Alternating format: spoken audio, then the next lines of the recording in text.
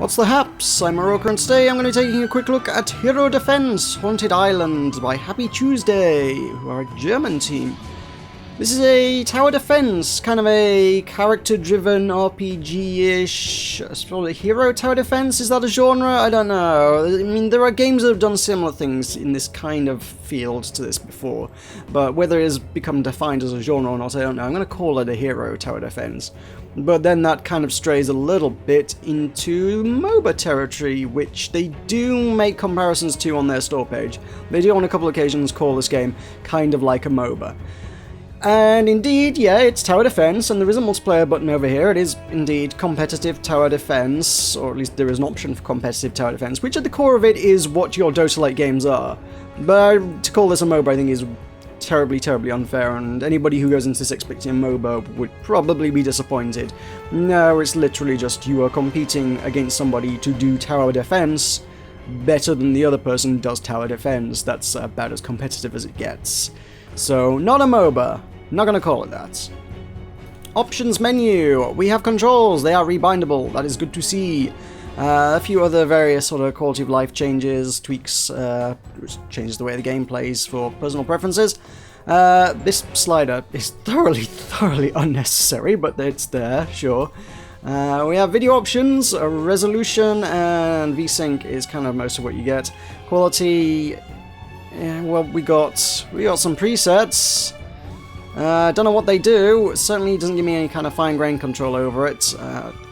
God knows the game could certainly use some AA, and even on Ultra it doesn't seem to apply any kind of AA effect to it, at least not obviously. There are still some jaggy edges which, you know, could be smoothed off a little bit. I mean, to be fair, I feel like this game I could probably quite comfortably super sample and, yeah, just run it at a higher resolution and downscale.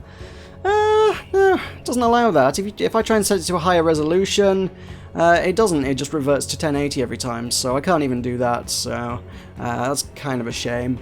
Oh well. Audio is on many sliders, so that makes me happy. Sound, music, and two different kinds of voiceovers all on their own separate sliders, as well as a master volume, which is how I want to see an audio menu done. And languages we have available to us: English, we have German, we have Russian, we have French, we have Spanish, and we have Italian. And Portuguese. There we go. That is your lot. It's a good range, it appeals to a wide audience, which is, you know, nice. That's what you want in a video game. It wants to be something for everybody there. It wants to be playable by everybody. At any rate, I'm going to hop on into my game, my continued game. And we're going to arrive at a small town on a sleepy island of weird darkness and hauntedness. Kind of a very Halloween-y kind of theme, which is kind of, they're launching at the wrong time of year, I feel, for the whole Halloween vibe, but whatever. Shambling hordes of undead and creeping fog, and certainly a jack-o'-lantern or two in this game. So we have a series of characters who all have their skills, so if we go in here we can have a look at our characters. There we go. We've got 5 available to us. I'm about 3 hours or so, 3 and a bit hours into the game. I've unlocked 4 of them. They're just all entirely unlocked through story, so I guess a little bit further down the line we'll get the Wolf Kid here. But so far we have Jack, who has a big-ass crossbow and thinks he's Van Helsing, basically. He has... all the skill trees kind of have a few kind of, what you'd call boring upgrades, which is just stats upgrades, unfortunately. So, plus 10% damage, woo, exciting. And then as you get a little bit further up, it gets a little bit more interesting. So we got some armor piercing, but eventually, if we get enough points spent, we get ricochets on shots, or we have a percentage chance to insta-kill the enemies, or firing extra bolts at the same time. So that's a little bit more interesting. So you kind of got a mix of things. He's at level 14 currently, and you get 2 skill points per level. And each of these wheels, so at level 1, costs you 1 point. You can take them out at any time to redistribute them as you want as well. So, what would be a good one? Let's tell you. So the second level gives you 2 points. You can see if I take that one out, I get 2 back, and I go back up to 3. If I take that out, it's 1. So the first bar of the wheel costs you 1 point, then 2, then 3, then 4, and presumably 5. You need to spend a bit of money in the game to actually get the 5th tier of them unlocked. Because head back out, this academy will cost you gold, of which I have 600, so yeah. You get more XP for upgrading the academy, and you can actually upgrade your skills further. So to begin with, you can only put 1 point into each particular talent. But as you upgrade this structure, which early on is pretty easy to do, you can then go further than that. So Barrows, the Gravedigger, former Vicar Gravedigger, he casts vials of holy water, which slow and freeze, and he's more of a kind of controlling kind of character. He will snare your opponents. He'll do a bit of AoE. He also any other characters that he's near, he will give a buff to. So he's kind of fun to play with in that regard. If you move in near the other characters will get bonus range because of his Godspeed aura. And they'll get bonus damage because of his Smite aura. Then we can upgrade the range of the aura, and then beyond that, we've got some other things that give me a chance to freeze enemies. It's kind of his top tier thing. I can't do that just yet. Actually, no, wait, no, I actually can do that. I hadn't realized I could spend that. Yeah, I'll take that. Sure. There we go, so I got 1 point left, I could put that in there. That was good, that was good. Samhain is kind of AoE fire. She throws pumpkins. She's a small child, orphaned, and turned pyromaniac, slightly psychotic, really kind of creepy, and yeah, she throws flaming pumpkins at anybody who crosses her path. So yeah, that's fun. You can improve the AoE on it. You can add a damage over time effect, so we can throw more pumpkins. We can throw even more pumpkins. We can add a curse, which means any enemies that are near her will drop extra resources. So I got some other utility in that regard. Jane Doe is a kind of a mysterious character who pops up. She's kind of described as being a sort of a Frankenstein-y character, but that doesn't look very Frankenstein-y to me. They've kind of more gone with the eye candy approach to the character design, in spite of the fact that, yeah, she's described as being more like the name of the woman whose name completely eludes me from The Nightmare Before Christmas. You know, the one that was all stitched together. That's her. Yeah, she's there, except, you know, yeah, she's clearly just been designed to look attractive instead of some sort of Frankenstein-y thing. Whatever. Anyway, she runs around with a baseball bat and beats the snot out of enemies. So her thing is mainly running around really fast, so she can get better movement speed.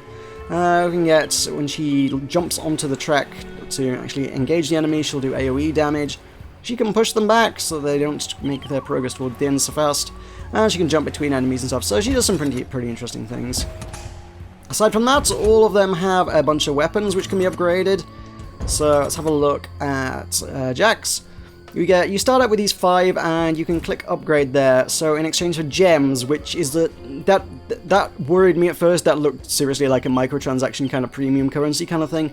It's not. There's a lot of design in this game that kind of feels like it could or should be a mobile kind of design choice, but they're not. This is PC first and foremost. It's just kind of some weird design choices. I'm wondering if the dev team have a background in mobile design or something.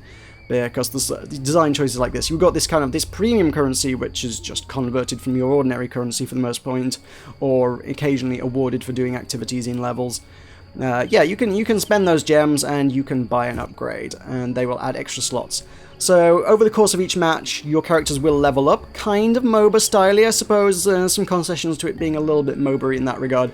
So you can choose which ones they have there. So initially, he's got a 100% chance for 1 extra projectile. He starts off with a really nice rune. That's the only really nice rune they give you, so make good use of it.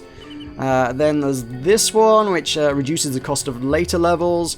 Now we can increase damage by 20%, then 10%, then 10%, and then anything over you know, the 5th level. Every other level after that just becomes that. It just repeats that one over and over again. We can buy packs of runes, which again kind of feels like there should be a microtransaction involved in that. There isn't, but it feels like there should be. You can buy packs of these, so I can buy an epic pack. This feels a lot like Battleborn, weirdly enough, and inside it will contain a bunch of things that we can use to upgrade our characters. It will contain at least 1 epic, at least 1 rare, and no other resources below uncommon in there. So we'll get 4 runes, and they're all going to be rather nice. So we could. There's some more affordable ones. So for 100, I could just buy that. I could buy one of those. I don't think I bought one of those yet, so let's do it. So there we go. We've got 1 uncommon and 2 ordinary. Sweet. Alright. That gets me a few more resources. So we got... What did I get out of that? I got a pickpocket thing, which gets me occasionally gets me some money out of enemies. That one never sounds particularly good to me, I'm going to be honest. 1% chance of 2 gold each time you hit an enemy. That sounds pretty meager to me, to be honest. So I don't know if they're necessarily the best. I could have underestimated them terribly, but I don't know if that's necessarily balanced. Who knows? We can then merge them as well, so if you've got lots of excess ones, you can combine 4 ordinary ones. I don't have 4 of them to demonstrate with, but then you can merge it, and I haven't done this because they just don't give you enough runes early on to do that. You either have to be fairly willing to sacrifice stuff to make this work, but yeah. So I presume 4 of those upgrades to make a green. Then if you were to put greens in, oh look, you need 6 greens, I think, makes a blue. And do I have any blues I can take out to actually demonstrate things? One of my characters has a blue in it, I'm sure. Yeah, she's got blue knives there. So we go into merge, we put the blue in there. Suddenly we need 8 of those so we can make an epic. I actually don't believe you can craft the legendaries. I think the only way you can get the legendaries is by buying these packs for gems.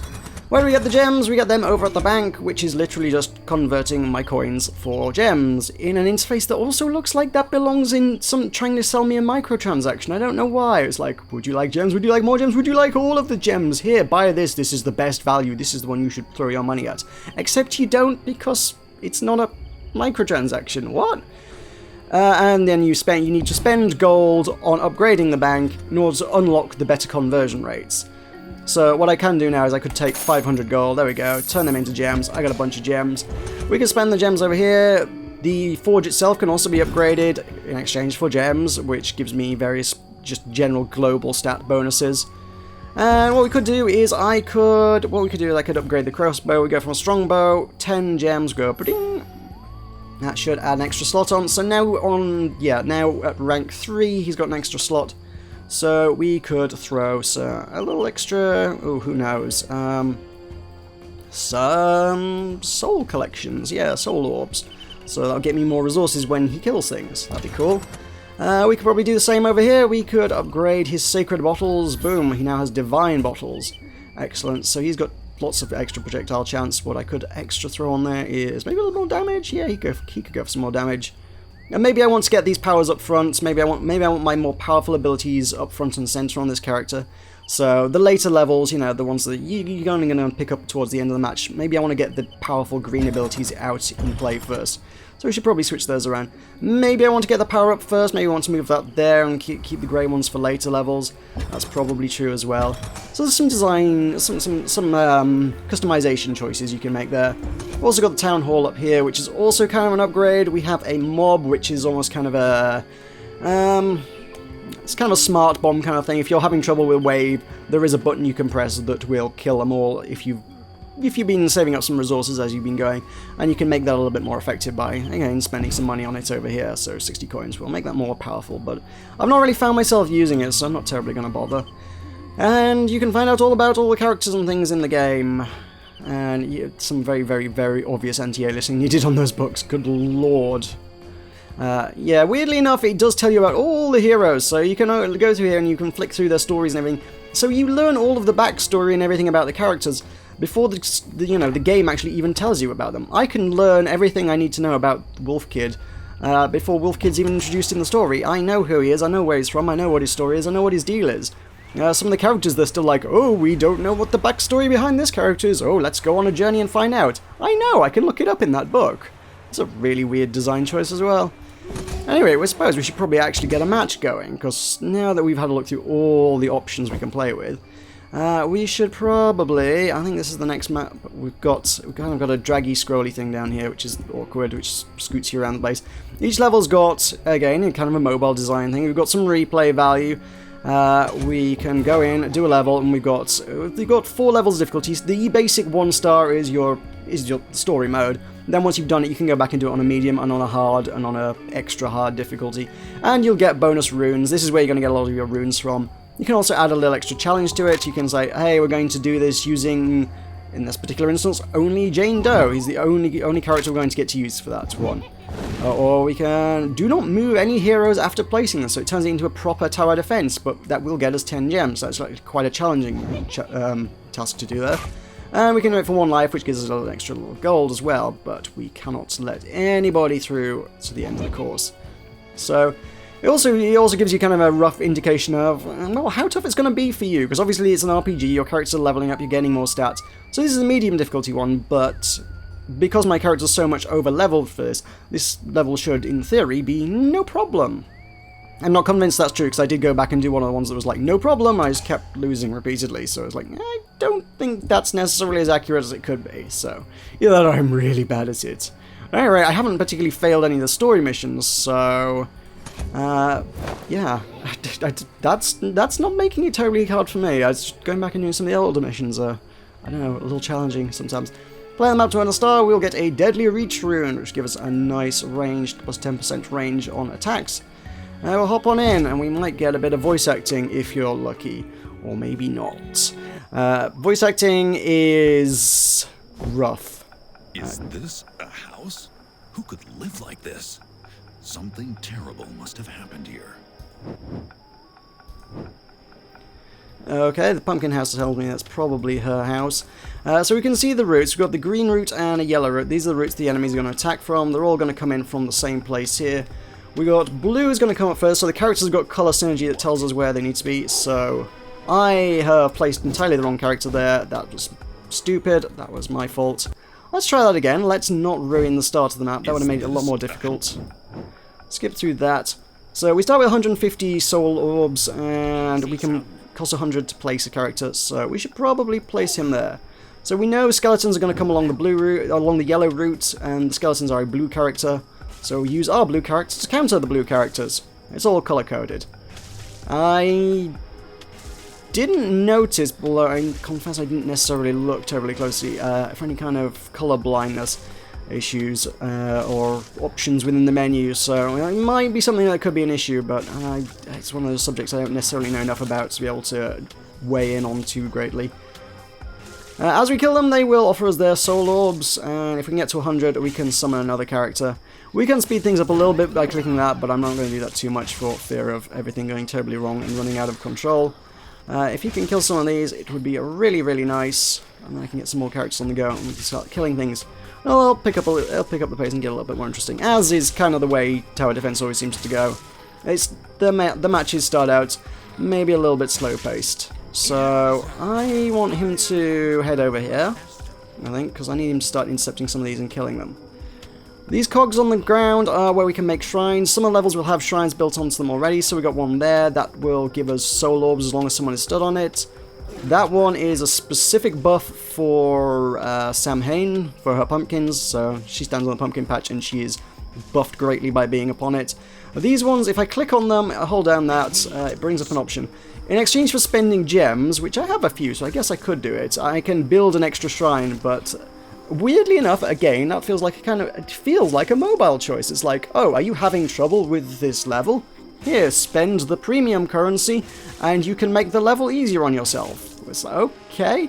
So if I wanted to make a path, a spot for him to stand on, so that he's more powerful there, I could build that, and that would be that. So since Samhain's got her thing there, I'm going to pop her there, and she's going to be there. She's going to throw the pumpkins, they do their AoE, they do their fire. He's out of range, so I probably want to move Barrows over here. He can give her a buff as well by standing near her. But now we want to be back up here, because everything's going on up here, so we need to move everyone around. So you can see the little coloured lines underneath each of the waves, so you can see which route things are going on. So everything's on the yellow at the moment. Soon we'll have to switch over onto the green track, which is going to run around there. So the next blue wave is going to come right there. We're going to have the zombies coming through there. We probably want to get some other characters on the go now. I want to get them in the action so we can kill things a little bit more effectively. They're going to be less effective than Barrows are against the skeletons, because Barrows is blue, skeletons are blue. The others will do damage, no doubt, but not nearly as much. Samhain's kind of in the wrong place. She's not hitting anything there, so we want her to be nice and buffed. So you can see here our runes can be used in exchange. The same resources we use to bring a character in are used to level up the characters throughout the course of each match. So it says charge on them when I have enough currency. I don't at this moment in time, but let's get these up here. In fact, let's just get everybody up here, because might as well. That's where everything's coming in. We have a few usable resources within each level. I don't know that I necessarily need any of them right now, but we can freeze an AoE area. An AoE area? That's a phrasing I just made up. We can do some damage. I don't know if I can get out of that. I can get out mostly. We can do some poison, which is good against enemies that have regenerative effects. And yeah, you can decide where best to use them. So that one's kind of got a Well, I'm not sure what that icon's supposed to be. I'm pretty sure it means speed, so there'll be fast zombies coming next turn, so I might want to use it. I might want to use the ice to slow them down a bit. You can also click these arrows to speed things up a bit. Admittedly, it doesn't seem to matter where in the wave you do it. It doesn't seem to matter, like, one tiny iota. As if you do it right before the final enemy, you still get the same bonus as if you do it, like, really early on in the wave, which is kind of odd. So I want to upgrade him. Where are the zombies coming around?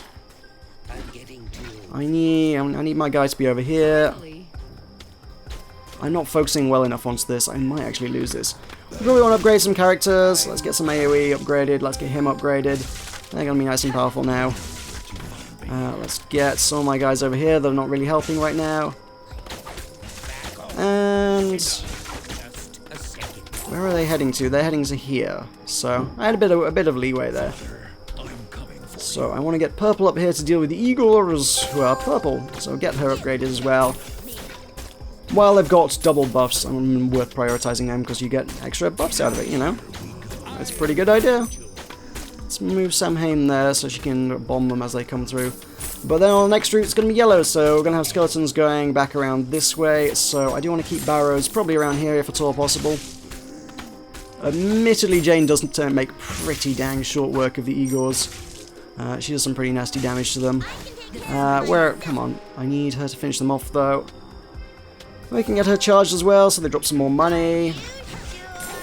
I should probably be prioritizing these two because they give me more buffs, but I didn't. So now these guys are fairly quick. Might be worth going boom. There we go. Freeze them all down. And do some more damage. Let's get my other guys over here. Bring them back around. So the game starts out a little slow, but I gotta admit, once... oh god, this one's running away from me, I think. Literally and figuratively. So can we do that? Can we get him over there? Once you got a few characters on the go, it becomes a little bit more... There's a little bit more action to all of it. So I need to get my Samhain up here to deal with the zombies. Zombies are weak to fire, so she throws fire bombs at them. It deals with a zombie horde. That's how you deal with zombies. Fire and lots of it. So he can have extra shots and extra range. That's nice. He will soon be able to afford his other buffs as well. That'd be good. There we go. Let's have his buffs as well. Cool. So I'm going to move Samhain down here. If they come into this range, I'm going to want to be there, really, ideally. Can we move everybody across? Jack's kind of in the wrong place. Let's move them around. So it's an action tower defense kind of affair. I think a lot of it is just in the tweaking and the customization of the characters that makes it interesting. For the most part, as I say, the whole character-driven tower defense thing, it's been done before. Okay, so they're going to come around both paths here, so let me just get everybody up here. So we've got two different things going down. Oh, they're both going down the same path, in fact, but there are two waves arriving at once. They're all being healed, so I think maybe some poison would probably be pretty useful. That might help things out here. We've got a champion there who's tougher than the average enemy, but he still went down pretty easily. So that's those two. So now we've got skeletons coming around this way. All the money that drops, yeah, if you just mouse over it, you pick it up, which I just picked those up completely by accident, because I didn't even see them. But they will go into our little treasury. But yeah, it's pretty easy, just a mouse over, you don't have to click on anything. For the most part, I mean, I've started using keyboard controls, but you can play it entirely with a mouse. And I think if you're into strategy, certainly you're going to want to start using keyboard controls. As I mentioned, this kind of the smart bomb kind of thing is the angry mob. I have apparently 2 at my disposal, which they say you get one of those for every 5 villagers you've rescued, but I haven't used this feature, and I've rescued more villagers than that, so I feel. So I'm surprised I only have 2 of those at my disposal. I don't think there are necessarily any on this map, but occasionally you will see like houses and it will have a villager icon over it, and it will tell you that, yeah, this is where the villagers are, you need to keep them alive. If the zombies or skeletons or what have you make it to them, they will be converted to the undead hordes, and yeah, that's not going to be very good, so you're going to lose your villagers. You don't want that. I have quite a lot of money, I should probably be upgrading these things. Let's get everybody some upgrades. Oh my word, I haven't realised how much I've been sort of hoarding. So I'm surprised this has been going as well as it had, actually, when I haven't upgraded my characters. Be a fairly easy level, I think. And we're holding things down pretty well here. I'm not sure what they... Oh, I think the coffin means some of them will come back to life, which is not fun, really, but... Never a victim. There's a little bit of challenge things, and then at the end of this... I don't know what that gold icon is under the coffin, actually. Got this. I think that might just mean that the wave drops money when you hit it, actually, which is kind of the mechanic behind the coffins. There's a lot of icons that don't necessarily at first glance make a lot of sense. So following the green path is... In fact, let's move him this way. Finally. Let's get everybody over here. Jack's out of range already. The coffin regenerates health as well, so you can keep... If you play it well, you could kind of keep farming it for money as it goes along the track by letting it regenerate and then killing it some more, I think. Whether that's a good idea or not, I'm not quite so sure. Let's move some guys around here. So he's going to stand there, so that's going to generate orbs as long as he stood there, which is pretty good. Who am I missing? I'm missing Jane, that's who I'm missing. So he's back on the full health already. I'm going to blow that up because I don't want it to get away. There we go. I've unlocked something there. Oh, scare. Scare. Oh, you have unlocked a Pope to scare creeps away. Fair enough. Creeps are scared of popes, apparently. I'm going to explode that just because there's a lot of enemies there. And we're probably going to throw down some of that because they're all healing themselves. I just don't want that to happen. I'm going to see what the Pope does because I've not used this before. That's, okay, entertaining to be quite honest. A little bit Holy Hand Grenade of Antioch, but okay. So it's kind of a boss character. Some waves will have a boss character, some waves just won't. I have got so many levels that need spending. And I'm putting all the characters in the wrong places. Samhain, come over here. So this one's running away from me a little bit. I think I need my Pope. I do need my Pope. Let's send them back around the track a little ways. And A victim again. I don't know what's going on up there. Oh, that's my... Oh, right. That's him. He looked like a zombie. He's just an old man. It's okay. He's not actually a zombie. So we got the boss who was healing and bringing everything back. That wasn't so great. I guess we can probably send them back a little bit while Samhain kills everything. It's okay. If we get everybody to stand close, of course we get Barrow's buffs, so that's probably pretty useful to me. We might be able to do something with this AoE here. Can we get some nice fiery AoE to kill them? So I should probably put points into the little lady who's going to kill them. I might have failed this because I don't know if I can kill that many zombies that quickly. That's actually proving to be really tricky. I've let that one get away from me big time. Okay. Guys, everybody over here. They move around the map pretty quickly. I mean, there's different stats on different characters. They're kind of designed to be able to do different things at different rates. But I may just Angry Mob. Yeah, let's just do that. There we go. Angry Mob actually didn't work. That's why I should have upgraded my Angry Mob. I'm gonna Angry Mob it again. And maybe we can win. There's a shortcut to the castle, through the old mine there. It is dangerous there. We'll have to risk it.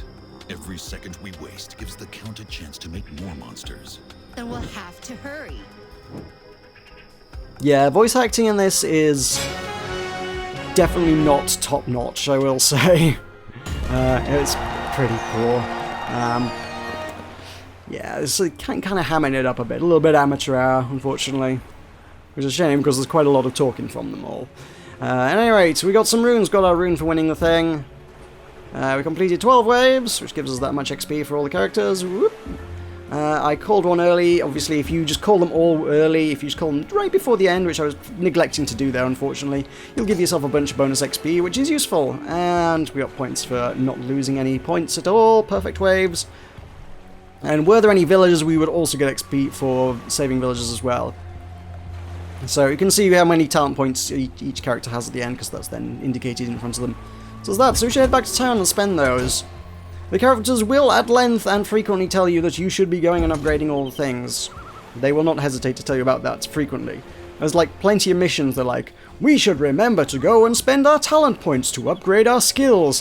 Dialogue that's literally like that. At the end of each mission, it's like, we must always remember to be upgrading our skills so that we can take on the Count.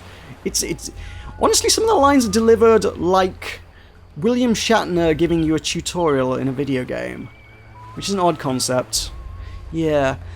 Let's see, who just got the points? The little lady got the points. So she has 3 points to spend. What can I do with 3 points? Probably upgrade one of my talents to tier 3. I can put one in 2, but that would leave me with a point to spare, which is inefficient. What I could do is upgrade my curse, I could upgrade my burn, or I could upgrade boom. Boom sounds fun. And you get a little power icon in the corner that's like tells you roughly how powerful your character is in relation to all other characters. So she is power level 455. If I take that, it's 445. So you can see it kind of dynamically adjust in front of you. You can see exactly how powerful each character is. So if we head on out, you can see, yeah, I've got Jack there, 510 is the most powerful character I have. Barrows is not so far behind at 500. Maybe I could have spent my talents better. Maybe I could have gotten more power out of her. Which is always an interesting way to weigh things up. When you're kind of wondering, I was like, well, is this talent better than that one? The game actually kind of tells you. It's like, well, how much is this talent worth to me? This talent is... Oh, higher tier requires, so I have to clear it. So how much is this talent worth to me? This talent is worth 15 points to me. Okay, then, so... That one is worth 10 points to me, so that one's less valuable. If I took that point out of there, and could I use it anywhere else? Probably not at this stage. No, I totally couldn't. But if you can rearrange them and just try and maximize that number, it gives you a pretty rough idea of how powerful the various characters are. Or, of course, you could just ignore that and just do whatever feels right. She seems kind of underpowered, but I think a lot of her really powerful abilities are kind of at the top end here. So I don't know, maybe I could take some points out of Lightning Strike. That's 355. That brings 10 out there. I could put that in there. Oh, yeah, that's actually worth 15, so she's actually 45, yeah, that's worth 15, so she's more powerful for having done that, so that's actually a better ability than that one, and I should be probably aiming to put points into that rather than that, because it will make her more effective in combat. Or so saith the numbers at any rate. I have no reason to distrust the numbers. There you go. I will have a glance at the multiplayer menu, although the gameplay is identical to single player, the difference being that there are 2 tracks and each player is on their own track. There are people playing, which actually did come to my surprise, to be honest. This game has been in early access since late January. It was one of those games I'm like, is this actually going to have a multiplayer community? I'm not sure if it will, but it did find me a match, so I'd get to play that. It's literally just the same kind of gameplay you've just seen, but there are 2 tracks. Each player has their own track. And yeah, you've got to kill all the creeps before the enemy kills all their creeps. If you kill a wave of creeps before the enemy kills their wave, you get to mess with their waves. You can change a wave to be a different type. You can give one of their waves a speed buff or a regeneration buff, or you can send a boss down their waves. You can do different things to mess with the enemy. And looking on the Steam forums, it seemed like the consensus was between a lot of people, or at least some people discussing it at any rate, that whoever gets the first hit automatically wins. Whoever kills the first wave gets the first punishment, and it just snowballs. That actually wasn't my experience, but obviously my experience in that is fairly minimal. It was just the one match. I did get the first punishment, as they call it. I did deal out the first punishment to them, but after a couple waves, they turned it around and brought it back on me, and I gained some later game punishments, and to be fair, it was actually pretty close. It was pretty down to the wire right at the end, so... I don't know that the snowballing effect is necessarily true, but certainly that has been a concern for a few players. So this is exactly the same kind of thing, except you just get a different set of loadouts. Everybody starts with these. We don't really level up the characters per se. They start off with this. We can earn money by playing, which will allow us to buy gems, which will allow us to upgrade our weapons, which allows us to put more runes in. And we have runes by playing the games as well. But in terms of talents and things, I do believe all the characters' levels are just locked at 12. They are level 12. I don't think we get any more talent points. With that said, actually that hero XP meter is a little higher, so I'm not sure how happy I am about the idea of having players of different, straight up XP levels and therefore different talents available to them competing against each other. That doesn't seem like something that's terribly balanced. Certainly if it is like, hey, everybody's level 12, that is literally what you get, deal with it, use the XP in whichever way you most see fit, and yeah, make the most of it. That would be balanced, that's fair, I can see that working. You can still, again, spend the money you get from playing the games on your academy and upgrade that so that you can have access to the higher tiers. But you don't start out at the bottom tier, we start out kind of mid-game, I suppose, is what it is. We have the vaults that's available to us, we can exchange this for gems to do the other currencies and things. but they're not available to us right. Well, obviously not all the things available to us. We still got to buy them. All the standard progression that was available in the single player is available here. It's just that ultimately, when it comes down to it, what we're really looking for is a competitive thing in a ship. So there we go. I have 20 global rank within the leaderboards. I'm ranked 20 in the world? I don't think that can be true. That's concerning about the state of the game if after one match, which I lost, I am ranked 20 in the world. I don't know if that's like tier 20 or something. What are the leaderboards? I'm concerned about that. Where are we at? Oh no, I am actually ranked 20. Yeah, okay, fair enough. Not a lot of multiplayer players then, which actually makes it all the more surprising that I actually did find a game against someone. Yeah, it's kind of strange. Well, the game, you know, as I said, the game has been in early access for a little while. The game does, in fact, launch today, so that will be available on Steam for $14.99 or €14.99, or I don't know what's in pounds because they haven't listed the price in pounds on their press release. So I don't know what that one is. Looking at that trend, in spite of those currencies being different, they've priced them same. So whether that's £14.99, I don't know. That seems like it could be. Yeah, concerning. At any rate, to be fair, this game is fairly entertaining. It's hardly the greatest game I've ever played, but it's certainly killed a few hours, and I've not had a bad time with it. It's got its issues. It has its share of issues, but it's a fairly solid product for what it is. It's a fairly solid tower defense. It's a little bit of a stale genre, and they are trying to shake it up a bit, but unfortunately I don't necessarily think they're shaking it up in the most novel of ways. By implementing these layers and layers of RPG mechanics into it, it kind of does something maybe a little bit different in that regard. I don't know that many of the kind of the hero tower defense kind of things have necessarily had quite so much in the way of progressions and customizations and character loadouts and things. So if that's the sort of thing that appeals, yeah, they're doing something a little bit different there. So yeah, maybe something for fans of tower defense who want to see something a little bit different. Well, there you go. Thank you very much for watching. I have been Meroka. This has been Hero Defense Haunted Island. That is, as I say, out today on Steam. Thank you very much for watching. I will see you next time.